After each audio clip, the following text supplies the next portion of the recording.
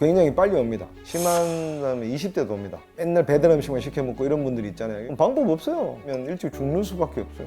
오셀관 같은 게 막혀요. 그래서 썩죠. 심하면 잘라내야 되는 경우 있고요. 그래서 만병의 근원이죠. 속된 말로 제일 안 좋은 병이죠. 갑자기 사람이 돌연살 수도 있죠. 워낙에 법적으로 자꾸 설탕을 제한하니까 대체용품으로 만들어진 거거든요. 아직 아무도 모릅니다. 아시겠죠? 그 다음에 이런 거 좋습니다. 이건 제 얘기가 아니고 동의보감에 나오는 겁니다. 현대인들은 자꾸 그런 걸 원해요. 홍삼 지금 막 드시잖아요. 좋다고. 홍삼 성분이 뭔 줄 아세요? 사포닌하고 비타민C가 다예요. 나머지 미네랄이라고요. 그럼 그거 먹지 말라고 인삼 먹어요.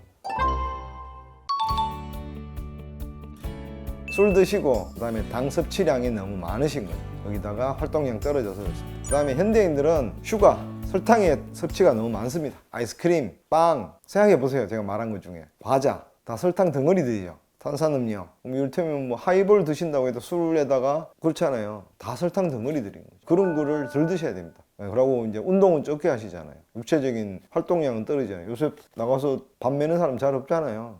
기본적으로 적게 드시는 게 제일 좋으신 거고, 그걸 안 하기 때문에 당뇨가 늘어나시는 거고, 특히나 야식하시기 때문에 더 심하게 늘어나시는 거죠. 굉장히 빨리 옵니다. 예전에는 40대, 50대 이렇게 생각하시잖아요. 지금 진료실에 앉아있어 보면 30대부터도 옵니다. 심한 다음에 20대도 옵니다. 그런 분 같은 경우는 집에 하루 종일 게임만 하고 맨날 배달 음식만 시켜 먹고 이런 분들이 있잖아요. 여기도 한 분 계셨어요. 그럼 방법 없어요. 계속 그렇게 살면 일찍 죽는 수밖에 없어요. 대표적인 게 눈이 실명됩니다. 망막이 이상이 와서 망맥의 기능이 소실되거든요. 커멓게 하나도 안 보이죠. 어느 순간 갈수록 뿌얘져서. 두 번째는 혈관이 막히거든요. 오셀관 같은 게 막혀요. 그러면 심장에서 제일 먼 곳이 손끝 발끝이잖아요. 그래서 썩죠. 심하면 잘라내야 되는 경우 있고요. 그 다음에 일반적으로 제일 안 좋은 게 당뇨병 환자들이 상처가 나잖아요. 잘 안 아뭅니다. 그렇게 되시고, 아까 또 혈관이 약해진다 그랬잖아요. 그럼 어떻게 될까요? 뇌혈관 같은 게 문제가 생기겠죠. 혈관이 약해진단 말이에요. 그럼 터지거나 막히거나 이런 일이 생겨서 뇌질환 같은 게 자주 오실 수 있죠. 그래서 만병의 근원이죠. 속된 말로 제일 안 좋은 병이죠. 관리를 익히 잘 하셔야 됩니다. 합병증이 많습니다. 당뇨가 있으면 기본적으로 아시잖아요. 수술 잘 안 되는 거 아세요? 심장에 혈관에 문제가 생기면 갑자기 사람이 돌연살 수도 있죠. 심장에 문제가 생기면 아스피린을 먹거나 와파린 같은 걸 먹어서 혈액이 응고 안 되게 만든단 말이에요. 출혈되면 지혈도 안 되는 거죠. 이제 그렇게 이게 악순환을 계속 하시는 거니까 당뇨를 우습게 생각하지 마시고요. 얼마 전에 우리 코로나 유행했잖아요. 기저질환이 있는 사람이 제일 위험하면 이런 사람이죠. 그 대부분 기저질환이 뭐예요? 고혈압, 당뇨잖아요. 그러니까 제일 안 좋으신 거죠.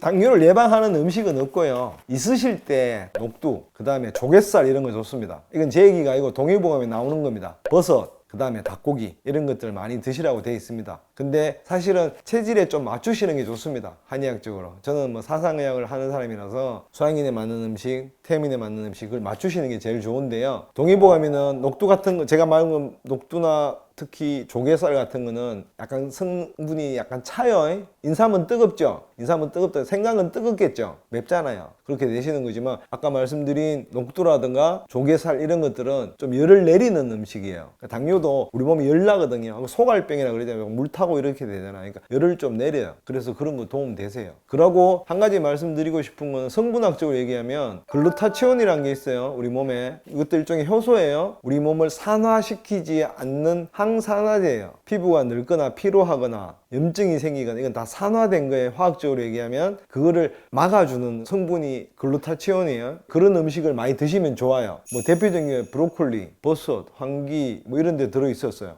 근데 일일 용량을 먹으려고 하면 너무 많이 먹어야 돼요. 브로콜리 이만큼 먹어야 된다고. 그렇게 드실 수는 없잖아요. 그러니까 자주 드시면 좀 도움 되겠죠. 요즘 건강식품으로도 나오잖아요. 우리 몸에서 자꾸 없어지거든요. 글루타치온 같은 거는. 그래서 사람이 자꾸 늙는 거예요. 그리고 자꾸 피곤한 거에 일하면 젊을 때는 밤을 새도 하루만 자고 나면 괜찮았는데 50대, 60대 되면 일주일 내내 피곤한 거예요. 그게 이제 산화돼서 그런 건데 글루타치온 같은 거는 좀 드시면 돼요. 그런 음식들은 인터넷 찾으시면 금방 나와요. 밀크시슬부터 옛날 대게라 그러는데 그런 거 많아요.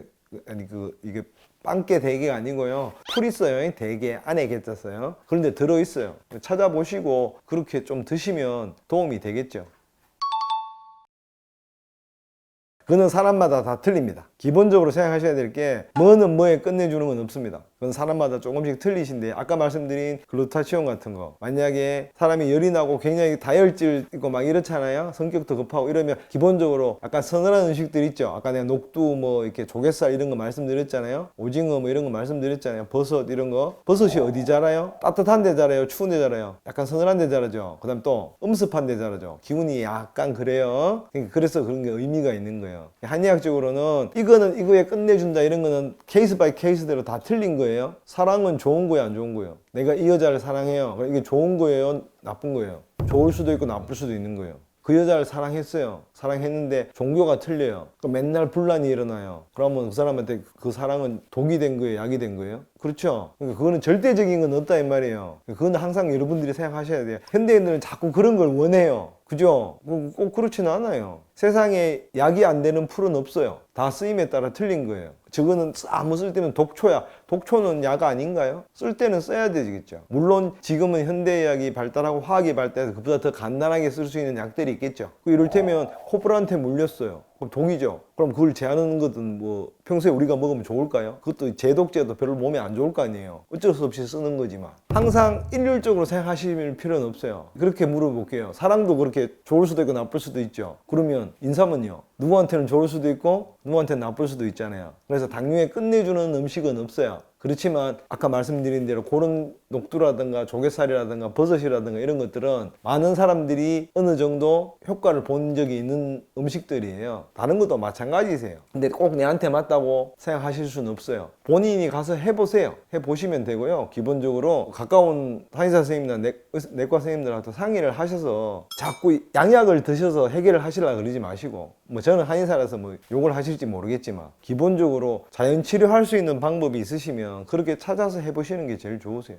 홍삼 지금 막 드시잖아요. 좋다고. 그죠? 홍삼 성분이 뭔 줄 아세요? 제일 중요한 성분이, 인삼의 중요한 성분이 사포닌하고 비타민C가 다예요. 나머지 미네랄이라고요. 사포닌이죠. INE로 끝나죠. 헤로인, 코데인, 몰핀 다 뭐예요? INE로 끝났죠. 그러니까 이게 우리 벤젠고리 보면 아시죠? 화학 시간에 요거 조금만 틀린 거예요. 다 똑같아요. 엔돌핀 다 마약 성분이에요. 아주 극미량만 있어도 다 그렇게 된다고요. 아시겠죠? 그러니까 그런 성분들이 들어있는 거를 생각을 하셔야 돼요. 니코틴, 카페인 똑같잖아요. 맞죠? 그래서 커피를 못 끊는 거예요. 중독되면. 담배 피우면 잘 못 끊잖아요. 그 니코틴 중독돼서 그렇잖아요. 인삼의 성분은 뭐가 대부분이라고요? 사포닌이란 거예요. 그래서 힘을 나게 만들어요. 비타민C도 들어오고. 그럼 그거 먹지 말라고 인삼 먹어요. 비타민C 여기 10만원씩 사면 이만큼 줄걸요 아마? 맞죠? 근데 성분으로 보이지 않는 기운들이 있어요. 인삼은 뜨거워요.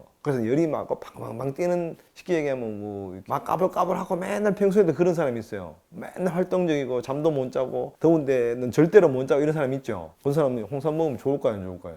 홍삼은 뜨거운데 완화시켜 놨을 뿐이에요. 인삼은 원래 뜨거워요. 홍삼을 9번 짜가지고 그 성분을 좀 죽여놨는 것 뿐이에요. 그렇지만 어차피 삼은 삼이에요. 계속 먹으면 그런 사람은 계속 더 열 더 나겠죠. 그러니까 별로 안 좋겠죠. 근데 맨날 깔아주고 추위 많이 타고 막 이런 사람들 있겠죠. 남들은 다 덥다 하는데 나는 추워갖고 막 옷 입고 막 이런 사람 손발 싹 나고 이런 사람이, 그런 사람은 홍삼 먹으면 좋을까요 안 좋을까요? 좋을 수 있겠죠. 그러니까 뭐는 뭐에 끝내주는 건 없다고 생각하시면 돼요. 좀 어려운 얘기로 절대주의라 그래요. 절대적으로 좋으냐 절대적으로 나쁘냐 이렇게 생각하시면 돼요. 그러니까 내가 하고 싶은 얘기는 뭐냐면 절대적으로 그런 건 없다는 거를 여러분들이 항상 기억을 하세요. 아시겠죠? 그러니까 당뇨에 뭐를 먹으면 제일 좋아요? 많은 사람들이 이걸 먹고 도움은 됐는데 선생님한테 맞으실지는 잘 모르겠습니다. 이렇게 얘기하는 게 맞다고요.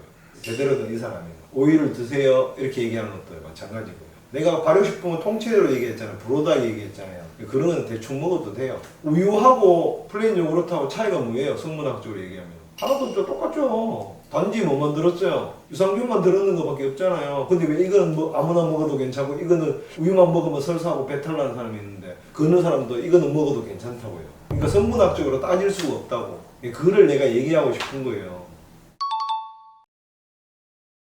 앞에 말씀드린 그 질환들은 당뇨가 있는 사람은 언제 어느 순간 와도 아무렇지도 않은 병들입니다. 그러니까 그 사람의 유전적인 요인에 따라서 뇌가 약하면 뇌 부분에 먼저 오는 거고, 막막이 약하면 눈에 먼저 오는 거고, 모세혈관 쪽에 문제가 생기면 손끝 발끝에 먼저 오는 거고요. 발기부전도 생기죠. 해면체 조직이잖아요. 피가 들어가야 되잖아요. 혈관이 약해지면 어떻게 돼요? 혈관 확장이 덜 되잖아요. 그러니까 발기부전 되는 거죠. 그러니까 그거는 나이하고 아무 상관없어요. 다 올 수 있어요. 물론 젊을 때니까 좀 건강하겠죠. 기계가 덜 낡았으니까. 나이가 50, 60, 70 이렇게 되시면 노화 현상이 생기니까 모든 조직이 좀 낡아 있으니까 조금 더 빨리 올 수는 있겠죠. 그렇지만 아까 말씀드린 그 외에도 수십 가지 증상들이 있거든요. 당뇨 합병증에는 그런 것들이 선택적으로 가리지 않습니다. 누구나 다 올 수 있습니다. 그래서 당뇨가 굉장히 유의해야 되고 관리를 잘 하셔야 되는 병이죠.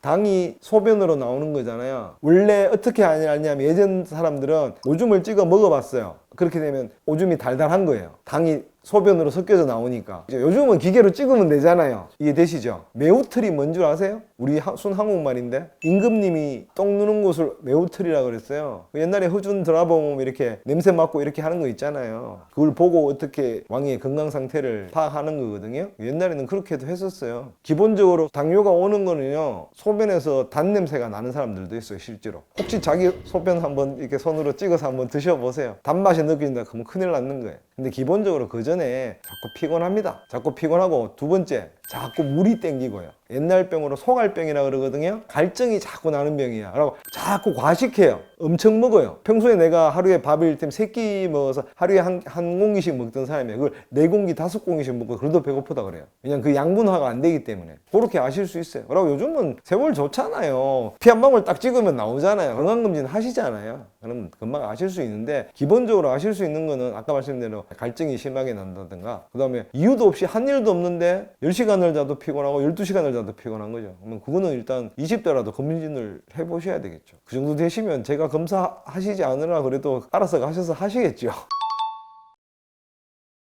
과식하시면 안 됩니다. 그 다음에 뭐 술은 마찬가지시고요. 그 다음에 아까 말씀드렸잖아요. 설탕 덜 드시면 됩니다. 설탕 안 들어가는 음식들 드시면 됩니다. 탄산음료, 주스, 내가 만드는 주스 말고요. 무가당이라고 돼 있잖아요. 그죠? 그래도 다 들어갑니다. 시큼하든가요? 달든가요? 달잖아요. 기본적으로 당은 다 들어가 있어요. 현대인들은 당을 너무 많이 먹어요. 아시겠죠? 당을 제일 많이 올리는 거는 탄수화물이거든요. 탄수화물을 적게 드시는 게 제일 좋은 거예요. 그 중에 제일 빨리 올리는 게 글루텐, 가루 음식이에요. 라면, 피자, 햄버거, 빵, 국수, 냉면 이런 거 있죠. 우리 많이 먹잖아요. 특히 야식으로 제일 맛있는 게 뭐예요? 라면이잖아요. 그죠? 그러니까 적게 먹어야 돼요. 그런 거를. 제일 중요한 건 기본적으로 탄수화물 좀 적게 드시면 되세요. 아예 배가 고프면 고기 한 점 먹는 게 나아요. 그 건강을 위해서는 그게 나아요. 오히려. 특히 당 예방하고 이런 데 위해서는. 그리고 현대인들은 제가 보면 요즘 청소년들하고 젊은 층들이 야채 과일을 너무 안 먹어요. 저희 집 애들도 그래요. 제가 억지로 먹여야 돼요. 제가 얼마 전에도 돈가스 집에 갔는데 엄마, 아빠, 아들, 딸이 와서 돈가스를 시켰어요. 아들, 딸내미들은 샐러드 주잖아요. 양배추 이렇게 썰어가지고 드레싱 했는 거죠. 하나도 손도 안 대요. 고기만 딱 먹는 거죠. 야채를 많이 먹어야죠. 안 먹으니까 문제가 되는 거잖아요. 그게 제일 중요하다고 생각합니다. 그거는 크게 상관없습니다. 그거는 너무 나쁘게 생각하지 마십시오. 짠 거를 자꾸 먹었다 해서 고혈압이 되진 않습니다. 좀 간간하게 드셔도 돼. 우리 돈 잘 버는 걸 보고 뭐라 그래요? 야, 너 오늘 요즘 짭짤하겠네 이러죠. 원래 짠 게 맛있는 거예요. 짭짤한 게 좋은 거예요 원래. 간 안 되는 생선 먹어보세요. 맛이 있나 없나. 근데 지나치게 짜게 드시는 분들, 지나치게 매운 것만 드시는 분들, 그런 건 문제가 있겠죠. 조절은 하셔야 되겠죠. 소금이 얼마나 중요한데요. 3가지 제일 중요한 금이 뭐예요? 혹시 아세요? 소금, 지금, 그 다음에 현금.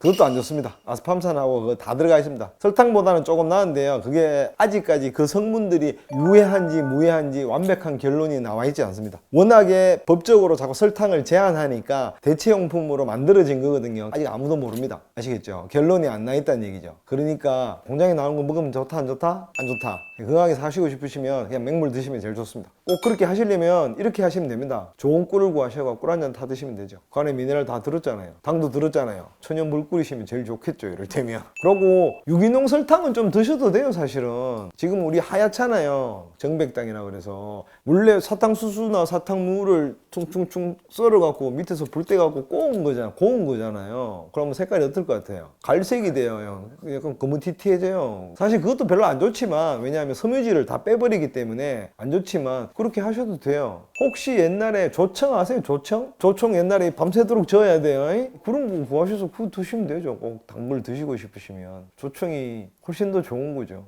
대신 덜 달죠. 옛날에 감주 식혜 그 안에 지금은 다 설탕 집어넣잖아요. 원래 안 넣거든요. 감주가 되게 좋은 음식이에요. 발효식품이잖아요. 그 다음에 설탕도 안 들어갔잖아요. 식후에 옛날에 소화제로 딱 먹던 음식이라고. 만약에 부진하신 사모님들 계시면 식구들 위해서 감주 만들어서 식구들 주시면 제일 좋은 거죠. 설탕 안 넣고. 혈당 스파이크 너무 신경 쓰지 마십시오. 저는 개인적으로 그렇게 생각합니다. 누구나 먹으면 팍 올라갑니다. 특히 제일 심한 게 뭔 줄 아세요? 우리 당 떨어졌네 이래갖고 초콜릿이나 사탕 먹이죠. 그때 제일 많이 올라갑니다. 근데 사람의 상황에 따라서, 그 다음에 그 사람의 당뇨의 유형에 따라서, 그래서 밥을 먹어도 올라가고요, 빵을 먹어도 올라갑니다. 너무 신경 쓰지 마십시오. 아까 총체적으로 당뇨에 대해서 말씀드렸는데, 기본적으로 그런 음식을 적게 드시고 탄수화물을 좀 줄이시고 단백질이나 한의학적으로는 좀 서늘한 음식들, 이런 것들을 갖다가 좀 챙겨서 드시면 극도로 올라가는 혈당 스파이크는 억제되게 돼 있습니다. 아시겠죠?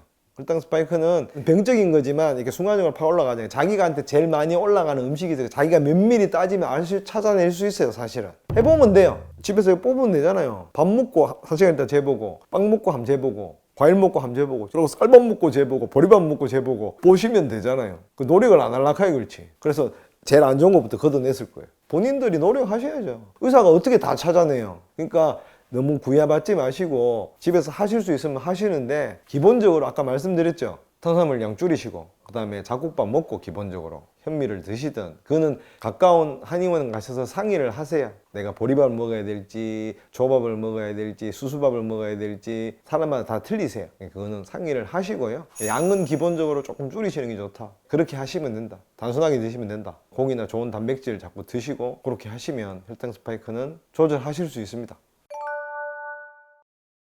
어떤 건강식품에서 얘기하든지 어떤 유명한 박사가 나와서 얘기하더라도요, 뭐가 뭐에 끝내주는 건 없습니다. 아시겠죠? 흰쌀밥은요, 우리 목구멍을 넘어가는 순간 설탕을 한 숟가락 먹었다고 생각하시면 똑같습니다. 우리 몸에는 탄수화물을 주로 태우는 엔진이 하나 있고요, 단백질을 태우는 엔진이 하나 있어요. 근데 현대인들은 너무 탄수화물만 태우는 에너지만 과도하게 사용하고 있어요. 그죠?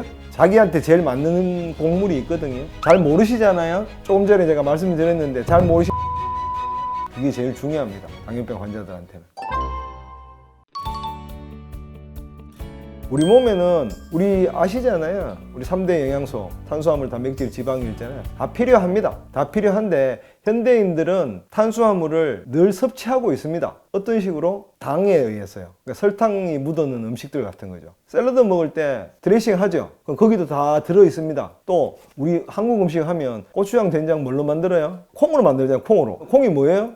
단백질. 그 안에 전부 다 탄수화물 다 들어있습니다. 아시겠죠? 그러니까 우리도 모르는 사이에 탄수화물을 많이 먹고 있어요. 많이 먹고 있으니까 조금 줄이시면 됩니다. 당뇨가 걱정되시거나 당뇨병 환자이시면은 내가 평소에 밥을 3그릇 먹었잖아요. 그러면 반으로 줄여보세요. 반으로 줄이시고 허기감이 생기시죠? 그거는 단백질로 채우시면 됩니다. 단백질과 야채류로. 그러시면 훨씬 더 도움이 됩니다. 탄수화물을 너무 많이 먹는단 말이야. 빵, 우리 간식 먹는 건 뭐예요? 전부 다 초콜릿, 사탕, 그 다음에 과자, 다 뭡니까? 탄수화물에다가 거기 설탕까지 들어있죠. 대부분 다. 그러니까 안 좋으신 거잖아요. 엄청나게 안 좋으신 거예요. 만약에 공복에 뭐를 드시고 싶으시면 뭐를 드시는 게 좋을까요? 정 안 되면 과일이나 견과류 드시는 게 낫겠죠. 밀가루 음식이라든가 가루 음식을 드시는 것보다는 환자들한테도 그게 훨씬 더 좋으신 거죠. 물론 뭐 과일도 뭐 많이 드시면 썩 좋은 건 아니지만, 아까 말씀드린 빵이나 떡이나 과자 이런 걸 먹는 것보다는 그나마 나으신 거죠. 만약에 그 최악의 간식 같은 거는 초코바 같은 거잖아요.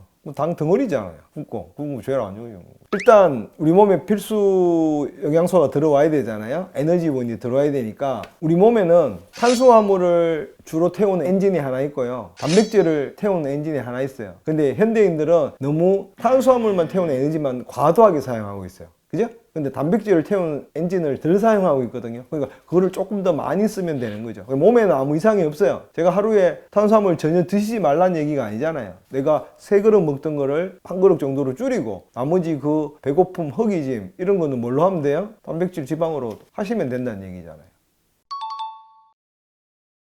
녹두 같은 거 드시면 보편적으로 모든 사람한테 어느 정도 효과는 생기시고요. 자기한테 제일 맞는 곡물이 있거든요. 그거는 가까운 한의원 가셔서 원장님들하고 상의해 보시고요. 잘 모르시잖아요. 조금 전에 제가 말씀드렸는데 잘 모르시면 다 섞으시면 됩니다. 5개, 7개 있죠? 다 섞어서 드시면 됩니다. 그래서 밥 하시면 됩니다. 그러면 편향이 안 되겠죠? 이쪽으로 안 되고 이쪽으로 안 되고. 일반인들 잘 모르시지만 쌀은 사상의학적으로 태양인 음식입니다. 근데 우리나라 인구 중에 10%도 안 돼요, 태양인들이. 나머지 90%는 그 쌀밥만 계속 먹으면 안 좋은 거죠. 보리쌀은 소양인 음식이에요. 보리밥, 꽁보리밥만 계속 먹으면 소양인만 좋지 나머지 사람은 안 좋은 거예요. 그러니까 잘 모르시잖아요. 그럼 어떻게 하시면 돼요? 다 섞으면 돼요. 아시겠죠? 그리고 이거 한 가지 비방 가르쳐 드릴까요? 사람이 자꾸 설사해요. 배도 크게 아프지 않은데 변이 계속 묽어져요. 그럼 어떻게 하시면 되시는 줄 아세요? 최소 5가지 곡식 있죠? 뭐 쌀, 보리, 조, 기장, 수수 이런 거 있죠? 5가지 이상 균등하게 섞으셔서요. 그거 죽 끓여서 먹여보세요. 설사 먹습니다.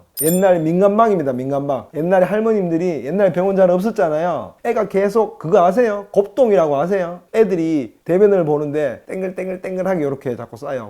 점액질 변을 자꾸 보는 거예요. 옛날엔 그런 병 많았었어요. 왜냐하면 이게 세균 감염 이런 거 있죠. 뭐 이질이라고 아시나 모르겠는데 그런 병들이 자꾸 세균 감염 때문에 요즘처럼 위생이 좋지 않았잖아요. 그래갖고 잡균 같은 거 감염돼갖고 장 기능이 떨어져서 애들이 막 곱동도 먹고 막 이렇게 돼요. 그럼 옛날엔 병원이 지금 소각하죠. 가면 금방 낫지만 옛날에 방법이 없잖아요. 그럼 어떻게 했겠을까? 할머님들이 곡식 5개, 6개 섞으세요. 그래 그거 죽거려요. 그걸로 애한테 먹여요. 그러면 2, 3일 되면 괜찮아져요. 그리고 혹시 내가 만성적으로 자꾸 변이 묽으신 분들 있죠.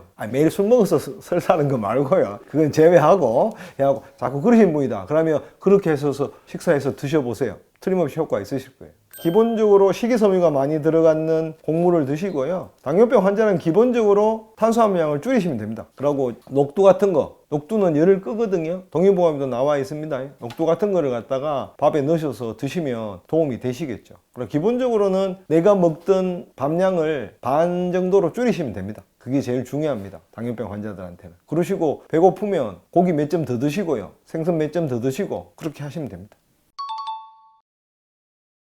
제가 그거는 정확하게 잘 모르겠습니다. 근데 기본적으로 올리브도 건강에 좋은 음식이거든요. 근데 올리브를 어떻게 해야 되냐면요. 올리브 삭힌 거 있어요. 삭혔다는 게 우리 좀 고급 얘기로 뭐라 그래요? 발효한 거죠. 발효한 올리브는 누구한테나 먹어도 상관이 없어요. 근데 올리브 기름 자체는 한의학적으로는 맞는 사람도 있고 안 맞는 사람도 있어요. 제가 올리브유 많이 먹어봤어요. 비싼 거 병당 10만원짜리 하는 것도 먹어보고요. 엑스트라 버진 뭐 이렇게 붙여져 있는 거 있어요. 제가 먹어봤는데 저한테는 별로 안 좋았어요. 사람마다 다르거든요. 그러니까 기본적으로 이렇게 생각하시면 되세요. 어떤 건강식품에서 얘기하든지 어떤 유명한 박사가 나와서 얘기하더라도요. 뭐가 뭐에 끝내주는 건 없습니다. 아시겠죠? ABC 주스가 누구나 다 맞아요? 아니죠? 옛날에 그거 아세요? 아침에 공복에 냉수는 몸에 엄청 좋다. 이런 거 얘기가 엄청 TV에 나오고 난리가 났었어요. 사람마다 틀린 거예요.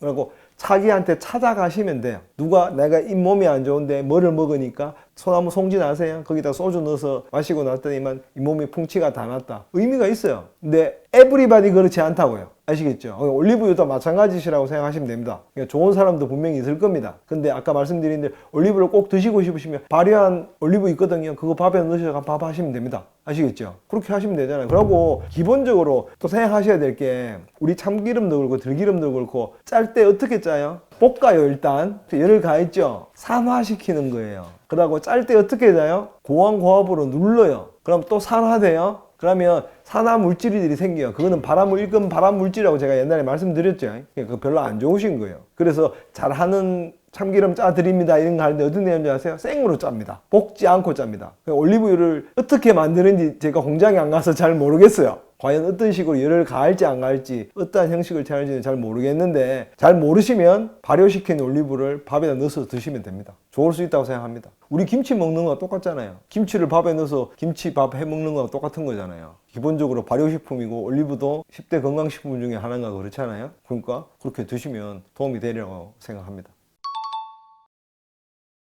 흰 쌀밥은요, 우리 목구멍을 넘어가는 순간 설탕하고 똑같았습니다. 그래서 몸에 있는 혈당을 급속도로 확 올립니다. 흰 쌀밥을 좀 적게 드시라는 거죠. 게다가 식이섬유도 부족해요. 그래서 그거를 갈아넣는 음식들 있죠. 그러니까 뭐 쌀국수든지 간에 면도 마찬가지고요. 떡도 마찬가지고요. 들어가면 설탕을 한 숟가락 먹었다고 생각하시면 똑같습니다. 그만큼 우리 몸의 흡수가 빠르거든요. 그래서 식이섬유하고 같이 들어가면 소화 흡수가 늦어져요. 그래서 천천히 우리 당을 올려요. 몸에 있는 우리 몸의 중성지방이라든가 혈액 속에 있는 당의 수치를 천천히 올리는데, 흰쌀밥은 들어가면 바로 급격하게 올리거든요. 설탕을 먹은 놈과 똑같은 효과를 냅니다. 그렇게 해서 안 좋은 거죠. 그래서 반드시 잡곡밥 아니면 쌀을 꼭 드시고 싶으면 들깍 깎는 현미류, 그 다음에 콩류, 이런 식이섬유가 들어가는 곡물하고 같이 드셔야지만 급격하게 올라가는 혈당을 예방하실 수 있습니다. 그래서 항상 잡곡밥을 드시라 이렇게 말씀드리고 싶습니다. 그러니까 당도 중년쯤 되면, 젊을 때는 괜찮지만 경계 당뇨 이렇게 와 있는 사람들 있잖아요. 근데 밥을 계속 그렇게 드시면 당연히 더 빨리 올라가니까 훨씬 더 안 좋으신 거겠죠.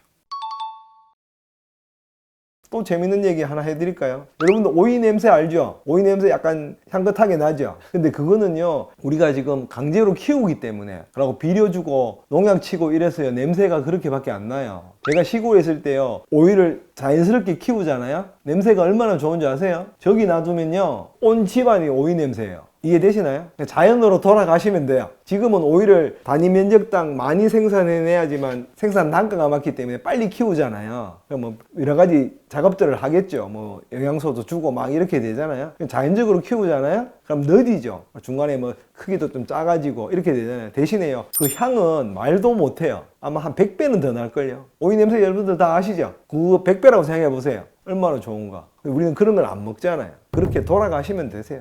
왜 이런 분들 있잖아요. 내 말기 무슨 암 걸렸는데 산에 들어가서 산에서 자연식만 하고 그냥 좋은 공기 쐬고 이러니까 낫더래. 그죠? 의미가 있으신 거죠.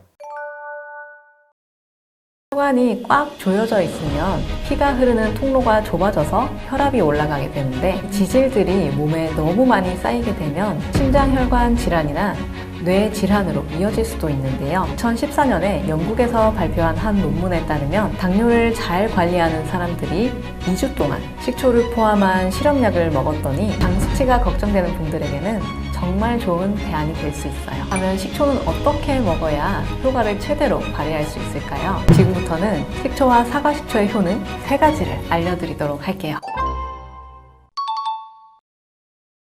식초랑 사과식초가 다이어트와 당뇨에 정말로 효과가 있나요? 물어보시는 분들이 많은데요. 지금부터는 식초와 사과식초의 효능 3가지를 알려드리도록 할게요. 첫 번째, 혈당 관리예요. 식초를 먹으면 위에서 소장으로 음식물이 천천히 가게 되는데, 쉽게 말하면 음식이 흡수되는 속도가 느려진다는 거예요. 그래서 식사 후에 혈당이 급격하게 오르지 않고 서서히 올라가게 돼요. 그 이유는 바로 식초 안에 들어있는 초산이라는 성분 때문인데요. 2014년에 영국에서 발표한 한 논문에 따르면 당뇨를 잘 관리하는 사람들이 2주 동안 식초를 포함한 실험약을 먹었더니 당화 혈색소가 0.16%나 낮아졌다는 결과가 있어요. 게다가 1형 당뇨병 환자들도 탄수화물을 먹기 전에 식초 30ml를 복용했을 때 혈당이 무려 20%나 낮아졌다는 결과도 있고요. 이 결과만 보더라도 식초나 사과식초가 혈당 관리와 다이어트에 큰 도움이 된다는 사실을 알 수 있겠죠. 식초와 사과식초의 두 번째 효능은 바로 혈압 안정이에요. 초산은 혈관이 확장되도록 도와줘서 혈압을 안정적으로 낮추는데 좋은 역할을 해요. 혈관이 꽉 조여져 있으면 피가 흐르는 통로가 좁아져서 혈압이 올라가게 되는데, 이때 식초를 먹게 되면 아데노신이라는 성분이 나와서 혈관을 넓혀주게 돼요. 그러면 피가 몸 구석구석까지 잘 돌게 되고 자연스럽게 혈압도 안정되겠죠. 마지막으로 식초는 심장 건강에도 좋은데요. 혈액 속에 있는 콜레스테롤과 중성 수치를 낮춰주기 때문이에요. 이 지질들이 몸에 너무 많이 쌓이게 되면 심장혈관 질환이나 뇌 질환으로 이어질 수도 있는데요. 그런데 식초 안에 들어있는 이 초산이라는 성분이 이런 위험을 줄여줄 수 있어요. 그렇다면 식초는 어떻게 먹어야 효과를 최대로 발휘할 수 있을까요? 식초를 가장 간편하게 먹는 방법은 원래의 상태 그대로 섭취하는 거예요. 사과식초, 발사믹 식초, 포도식초, 감식초처럼 천연 발효된 식초를 선택하시면 좋아요. 하루에 권장되는 식초 섭취량은 15에서 30ml 정도인데요. 이 양은 소주 잔의 절반 정도라고 생각하시면 돼요. 식초는 물의 10배에서 20배 정도 희석해서 드시는 게 가장 좋은데요. 계산하기 힘드시다면 물 한 컵에 식초 한 숟가락 정도 넣어서 드시면 돼요. 아니면 500ml 생수병에 소주 반잔 분량의 식초를 넣어서 틈틈이 드시는 것도 좋은 방법이 될 수 있고요. 식초를 마시는 적절한 시간으로는 보통 식사 중이나 식사 후가 좋아요. 위가 약한 분이라면 식후에 드시는 걸 추천드리는데요. BBC에 따르면 식사 후 30분이 지난 뒤에 사과식초 한 숟가락을 물에 타서 마시게 되면 혈당뿐 아니라 혈압까지 낮추는 데 도움이 된다고 해요. 그리고 식사 중간에도 식초를 드실 수 있는데요. 앞서 말씀드렸다시피 위에서 소장으로 음식이 이동하는 시간을 낮춰주기 때문에 혈당이 완만하게 오르게 해주는 역할을 해요. 그리고 식초에 들어있는 산 성분이 입안에 남아있는 음식물 찌꺼기를 제거해줘서 치아 건강에도 도움이 되기도 하고요. 이렇게 식초를 단독으로 드셔도 되지만 또 다른 방법도 있는데요. 소금과 설탕을 식초로 바꿔서 드시는 방법이에요. 만두, 부침개, 초밥처럼 간장을 사용하는 음식들이 있는데요. 이때 간장 대신 식초를 사용해 보시는 것도 좋아요. 식초에 후추를 살짝 뿌려서 먹으면 색다른 맛을 느낄 수 있고 간장에 포함된 염분도 섭취량을 줄일 수 있기 때문에 건강에도 더 좋고요. 설탕 대신 식초를 사용하는 것도 좋은 방법 중에 하나인데요. 설탕을 넣어서 맛을 내는 요리가 있다면 식초를 약간만 첨가해 보시길 추천드려요. 식초의 신맛 덕분에 설탕의 단맛을 덜 찾게 되거든요. 당 수치가 걱정되는 분들에게는 정말 좋은 대안이 될 수 있어요. 그리고 다이어트를 위해서 샐러드를 드시는 분들도 많으실 텐데요. 드레싱을 식초로 바꾸는 것도 한 방법 중에 하나예요. 식초는 샐러드의 감칠맛을 더해줄 수 있는 훌륭한 조미료이기 때문이에요. 좋아하는 해산물이나 과일, 야채 등을 잘게 다져주시고 식초, 올리브유, 다진 마늘, 후추 등을 넣어서 드레싱을 만들어 드시면 몸에 좋고 맛도 있는 맛있는 야채 샐러드를 드실 수 있어요. 또 과일을 좋아하는 분이라면 파인애플 식초도 추천드려요. 파인애플은 당뇨가 있으신 분들도 적당량 섭취하실 수 있는 좋은 과일이기 때문이에요. 파인애플을 깍두기 크기로 잘라서 발효식초와 1:1로 섞어보세요. 그런 다음 약 2주 정도 발효를 시키게 되면 파인애플 식초가 완성돼요. 다 만들어진 후에는 파인애플 과육을 따로 빼서 요거트나 샐러드에 넣어서 먹어도 좋고 남은 식초는 물에 타서 더 맛있게 드실 수 있어요. 이렇게 식초를 다양하게 활용해서 드시면 건강에도 좋고 맛도 더 다양하게 즐길 수 있어요.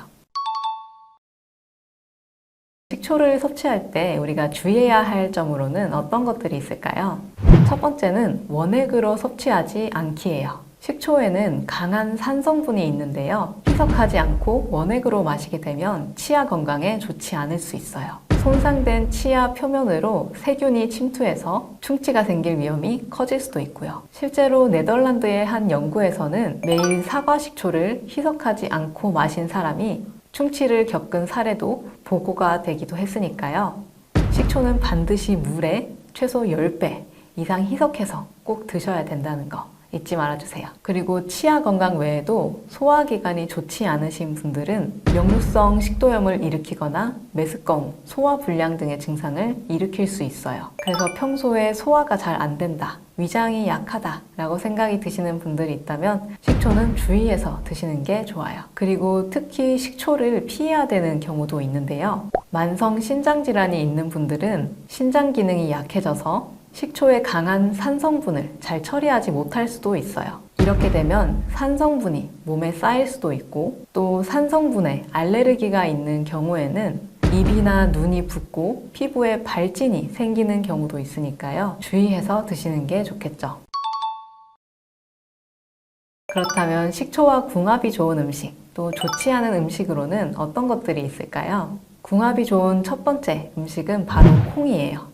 콩은 혈당 상승을 막아주는 정말 좋은 식품인데요. 흔히 밭에서 나는 소고기라는 말이 있을 정도로 많은 분들이 좋다라고 생각하시는 경우가 많아요. 그런데 콩은 소화가 잘 되지 않는다는 단점도 가지고 있는데요. 그 이유는 콩에 들어있는 트립신 저해인자가 소화작용을 방해하기 때문이에요. 하지만 이런 경우에 식초에 콩을 담가 먹으면 소화를 돕는데 큰 도움이 돼요. 이렇게 하면 귀찮게 가열하거나 불리지 않아도 생으로 잘 먹을 수 있어요. 두 번째는 꽃게예요. 9월부터 12월까지가 제철인 꽃게는 지방이 적고 단백질이 많아서 성장기 아이들에게도 아주 좋은 식품인데요. 꽃게 요리에 식초를 더하면 산성분이 게의 비린 맛을 잡아주고 살코기를 더 탄력 있게 만들어서 맛이 한층 풍부해질 수 있어요. 또한 생선찌개, 구이 등에도 식초를 잘 활용하면 더욱 풍부하게 음식을 즐길 수 있는데요. 특히나 살이 연한 생선을 구울 때 식초를 넣게 되면 모양이 흐트러지지 않고 단단해져서 요리가 더 깔끔하게 만들어질 수 있어요. 또 생선구이에 식초를 조금 뿌리시면 비릿한 향을 잘 잡을 수 있는데요. 생선에 트리메틸아민이라는 성분이 산 성분과 만나서 휘발되기 때문에 이 비린내가 사라지는 거예요. 반대로 식초와 잘 맞지 않는 음식도 있는데요. 지금부터는 식초와 궁합이 좋지 않은 음식에 대해서 알아보도록 할게요. 궁합이 좋지 않은 음식 첫 번째, 탄산음료. 탄산음료와 식초의 조합은 피하는 게 좋아요. 이 두 가지 모두 산성 성분이 강하기 때문에 치아에 큰 부담을 줄 수 있기 때문이에요. 산성도가 높은 식초와 탄산음료를 함께 마시면 치아의 겉표면인 범랑질이 부식될 위험이 높아져요. 그래서 탄산음료와 식초는 함께 드시지 않는 게 좋아요. 두 번째로 피해야 할 조합은 식초가 들어있는 초장과 베타카로틴이 풍부한 채소예요. 다이어트 할 때 브로콜리나 당근과 같은 채소를 드시는 분들이 많은데요. 이때 초장에 찍어 먹으면 감칠맛을 더할 수 있지만 문제가 될 수도 있어요. 왜냐하면 식초에 들어있는 산 성분이 채소의 베타카로틴을 파괴할 수 있기 때문이에요. 그래서 베타카로틴이 풍부한 음식을 드실 때는 초장이 아니라 다른 양념장을 활용해서 드시는 게 좋은 선택이 될 수 있어요. 그렇다면 우리가 마트를 갔을 때 어떻게 하면 좋은 식초를 살 수 있을까요? 지금부터는 마트에서 좋은 식초를 고르는 방법에 대해서 알아보도록 할게요. 가장 먼저 과실 발효 식초를 찾는 게 좋아요. 과실 발효 식초란 100% 과일즙이나 천연 재료를 사용해서 2차로 초산 발효한 식초를 말해요. 만약에 과실 발효 식초라는 표기가 없고 그냥 과일 식초라고만 적혀져 있는 제품이 있다면 과즙만 섞인 제품일 가능성이 높아요. 이런 경우에는 원재료가 확실하지 않고 인공적으로 만든 합성 식초일 가능성이 있어요. 그리고 시중에 흔히 보이는 양초 식초도 주의해야 하는데요. 성분 표시에 주정 혹은 주요라는 단어가 있다면 이런 종류일 가능성이 커요. 그래서 건강을 위해서 식초를 마시려는 분들이 있다면 천연 발효된 과실 발효 식초를 드시는 게 좋겠죠. 또 식초를 선택할 때는 보존제, 착색제, 향미제와 같은 화학적 첨가물이 들어있지 않은 걸 고르는 게 가장 좋은데요. 이런 성분들은 유통기한을 늘리기 위해서 사용하는 경우가 많기 때문에 건강을 생각한다면 피하시는 게 좋아요. 2명 중에 1명은 당뇨병이거나 당뇨 전 단계 상태예요. 동맥경화나 뇌졸중 같은 심혈관 질환, 갑작스럽게 내가 사망할 수도 있기 때문에 당뇨 관리의 핵심은 혈당 지수가 낮은 식단을 잘 유지하는 게 핵심이에요. 자, 그 중에서 제가 한 3가지 정도 식품을 좀 추천을 드리자면, 안녕하세요. 저는 영양학 박사 심선아이고요. 오랫동안 식이요법 상담을 하고 있습니다. 한 27년간 이렇게 식이요법 상담을 하다 보니까 지금까지 한 15,000명 정도 상담을 하고 있어요. 식단 관리를, 건강 회복을 돕는 일을 하고 있습니다. 실제로 우리나라 당뇨 환자가 너무 급격하게 증가를 하고 있고, 중년 이후에 40대 이후에는 2명 중에 1명은 당뇨병이거나 당뇨병은 아니더라도 당뇨 전 단계 상태예요. 정말 당뇨가 많은 거죠, 위험도가. 특히 중년기에는 노화 그리고 호르몬 변화가 있으면서 신체에 이제 여러 가지 대사 변화들이 일어나고 이러면서 당뇨병 발병 위험이 굉장히 급격하게 증가하는 시기입니다. 말씀을 드렸다시피 중년에는 신진대사 속도가 느려지고 또 그만큼 체중이 증가가 되게 쉬워지게 되는데, 특히 복부 쪽으로 지방이 늘어나게 되면 이거 자체가 인슐린 저항성을 유발을 하게 돼요. 그러니까 인슐린이 있어도 제대로 역할을 못하게 만드는 게 인슐린 저항성인데 이게 가장 큰 원인이 바로 복부 비만이거든요. 자, 그로 인해서 당뇨병 발병 위험이 높아지게 됩니다. 특히 여성이라면 갱년기에 접어들면서 호르몬 변화가 대사에 또 영향을 또 미치기 때문에 당뇨병 위험을 또 더 높일 수가 있어요. 그런데 당뇨로 인한 혈관 합병증은 당뇨병이 오기 전에, 그러니까 다 전 단계에서도 이미 이 혈관 합병증이 진행되는 경우가 아주 많아요. 고혈당 상태를 그냥 방치하게 되면 혈관에 너무너무 큰 타격을 주기 때문에 전신에 걸쳐서 심각한 합병증이 발생할 수 있습니다. 가장 이제 중요하면서도 무서운 합병증이 동맥경화나 뇌졸중 같은 심혈관 질환, 사실 이런 질환들은 갑작스럽게 내가 사망할 수도 있기 때문에 굉장히 위중한 합병증에 해당이 되고요.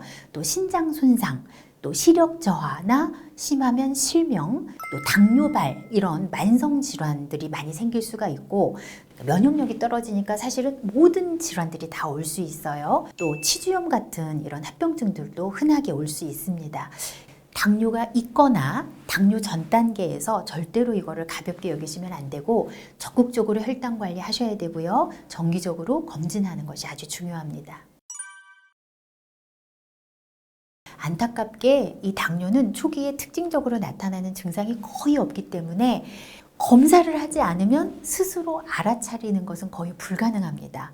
그래서 정기검진을 통해서 조기 발견하는 게 가장 중요해요. 그래도 당뇨로 인해서 나타날 수 있는 또 일반적인 증상들을 몇 가지를 좀 꼽아보자면 요즘 그런 분들이 많아요. 내가 밥을 먹고 나면 굉장히 졸음이 많이 온다, 식곤증이 많고 피로가 몰려온다 하시는 분들이라면 조금 주의할 필요가 있습니다. 식후에 혈당이 급격하게 상승을 하게 되면 인슐린 분비가 많아지게 되고 또 혈당 조절을 위해서 많은 에너지가 소모가 되면서 또 혈당이 급격하게 떨어지게 돼요. 그러면 이게 피로감이나 졸음으로 우리가 느끼게 됩니다. 그래서 이런 혈당 스파이크가 자주 오게 되면 이게 당뇨로 진행이 될 확률이 아주 높기 때문에 이런 경우에는 반드시 검사를 좀 받아보시는 게 좋고요. 이외에 당뇨의 좀 특징적인 증상 중에 하나가 갈증이 자주 나거나 입이 좀 자주 마르고 건조해지는 증상이 좀 자주 나타난다면 조금 의심해 볼 수가 있습니다. 특히 이제 밤에 잘 때 소변을 자주 보는 증상 또는 시야가 흐릿하거나 갑자기 시력이 나빠졌다. 또 작은 상처가 나거나 뭔가 이렇게 가벼운 찰과상이 나도 이게 잘 낫지 않고 이 상처가 오래 간다면 이런 것도 당뇨의 전조 증상일 수 있고요. 또 당뇨가 나도 모르는 사이에 많이 진행이 됐다면 이유 없이 체중이 많이 줄어들 수 있어요. 그러니까 이럴 때도 당뇨를 의심해 볼 수가 있습니다. 당뇨 식단 하면 가장 일반적인 건강 식단이라고 보시면 돼요. 사실 당뇨를 관리하기 위한 식단은 저절로 고지혈증 관리도 되고 저절로 체중 관리도 됩니다. 그래서 이 당뇨 관리의 핵심은 인슐린 부담을 줄여주는 혈당 지수가 낮은 식단을 잘 유지하는 게 핵심이에요. 자, 그러기 위해서는 단백질이 좀 풍부하고 두 번째로 식이섬유가 풍부한 식품을 자주 식단에 포함을 시키는 게 좋습니다. 자, 그 중에서 제가 한 3가지 정도 식품을 좀 추천을 드리자면 가장 첫 번째는 해조류예요. 그래서 미역이나 다시마 같은 해조류인데 자, 이 해조류는 일단 칼로리가 낮고 알긴산과 같은 수용성 식이섬유소가 풍부하게 함유가 돼 있어서 혈당 수치를 안정적으로 유지하는 데 아주 좋은 식품이에요. 뿐만 아니라 이런 해조류는 요오드나 마그네슘, 칼슘, 칼륨 이런 아주 유익한 그런 필수 미네랄들이 포함이 되어 있기 때문에 혈당 조절뿐만 아니라 인슐린 기능을 직접적으로 좋게 하는 데도 도움이 됩니다. 이 해조류를 국물 위주 말고 그 자체를 드시는 게 아주 중요해요. 그래서 미역도 국물 말고 미역 자체, 그리고 다시마도 국물 내는 걸로는 의미가 없고 다시마 자체를 식단에 포함을 시키시는 것이 좋고요. 한 번 먹을 때는 불린 미역을 기준으로 한다면 종이컵으로 한 3분의 2컵 정도, 일주일에 한 2번, 조금 많이 자주 드신다면 한 3번 정도 추천을 드리고 싶습니다. 자, 두 번째 식품은 녹색 채소예요. 예를 들면 색깔이 진한 녹색 채소일수록 좋아요. 뭐 케일이라든지 브로콜리 같은 이렇게 색깔이 진한 녹색 채소는 비타민, 미네랄 그리고 항산화 영양소가 아주 풍부하게 함유가 되어 있기 때문에 혈당 조절에 도움이 됩니다. 뭐 칼로리도 낮고 식이섬유도 많기 때문에 혈당이 빨리 올라가는 걸 많이 완화시킬 수가 있어요. 자, 세 번째 추천드리고 싶은 식품은 견과류인데요. 대표적으로는 아몬드와 호두가 추천이 됩니다. 이 견과류는 굉장히 영양소 밸런스가 좋은 식품군인데 건강한 지방 그리고 풍부한 단백질, 질이 좋은 식이섬유 이런 것들을 잘 함유하고 있어서 혈당을 안정화하고 또 당뇨로 인한 심혈관 어떤 합병증을 예방하고 관리하는데 아주 도움이 될 수가 있습니다. 육류를 드시는 건 좋은데 육류의 횟수나 부위가 굉장히 중요해요. 그래서 육류는 대체적으로 살코기보다는 좀 지방이 많은 부위가 맛이 있다 보니까 지방이 많은 부위를 선택을 해서 드신단 말이에요. 그러다 보면 단백질도 많이 드시게 되지만 특히 이제 중년 이후에 피해야 될 포화지방 섭취가 많이 증가될 수 있기 때문에 육류를 드신다면 살코기 위주로 그리고 드실 때는 한 번 드시는 양은 한 100에서 200g 이내로 이렇게 드시는 것이 중요해요.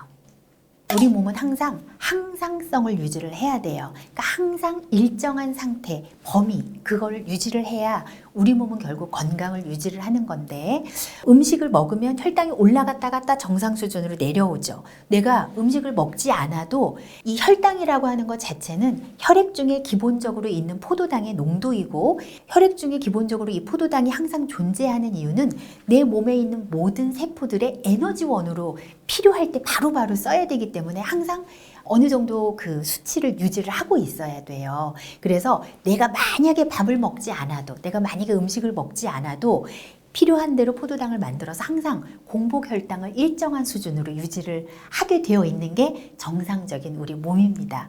그런데 이 공복 혈당이 너무 높다라고 하는 것은 그 간에서 필요 이상의 혈당을 만들어낼 수 있다라는 거거든요. 포도당을 합성해내고 있다라는 의미이기 때문에 간 기능이 떨어지거나 또는 뭔가 식사가 너무 불규칙하거나 이런 여러 가지 요소들이 있을 수 있어요.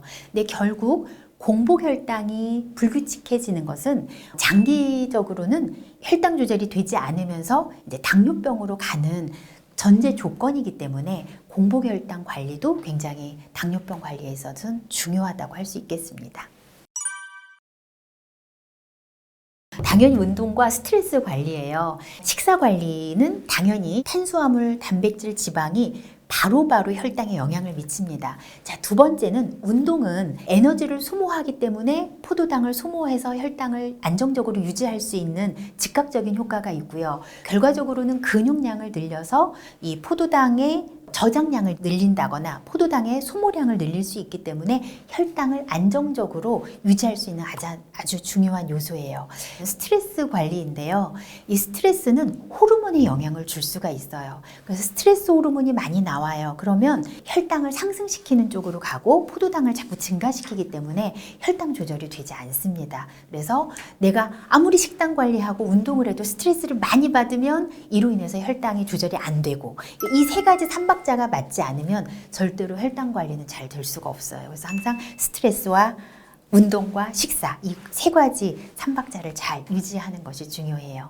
그래서 당뇨를 어떻게 표현하기도 하냐면 엄청 까다로운 애인이라고 생각을 하시면 돼요. 잘해줄 때는 가만히 있어. 잘해줄 때는 가만히 있는데 조금만 내가 소홀하거나 조금만 내가 잘못하면 금방 토라지고 막 나를 힘들게 하는 것처럼 당뇨는 잘할 때는 조용하게 있다가 근데 내가 조금만 소홀해. 예를 들면 운동을 좀 소홀하게 했다든가 뭔가 식사가 소홀했다든가 스트레스 관리가 소홀하면 바로 이제 내 몸을 공격해서 뭔가 합병증이라든가 여러 가지 문제들을 일으키게 됩니다.